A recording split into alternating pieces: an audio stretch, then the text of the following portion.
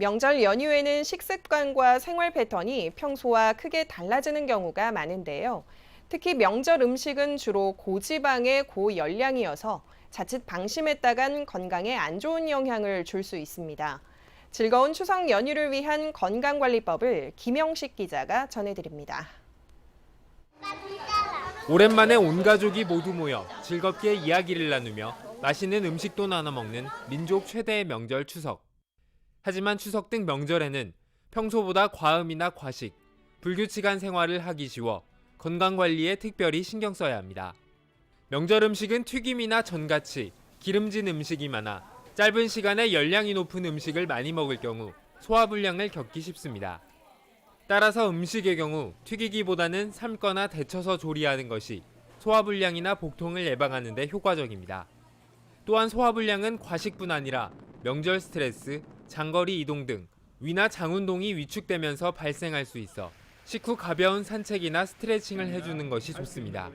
또 명절 음식 같은 경우에는 아무래도 기름기 있는 음식들이 좀 많습니다. 그렇기 때문에 음식을 조리할 때 튀기기보다는 삶거나 좀 데쳐서 조리하는 방법 쪽으로 좀 위주로 해서 조리를 할 수 있는 것도 그 명절 시 나타날 수 있는 소화불량이나 복통 같은 것을 좀 예방하는 데 도움이 되겠습니다.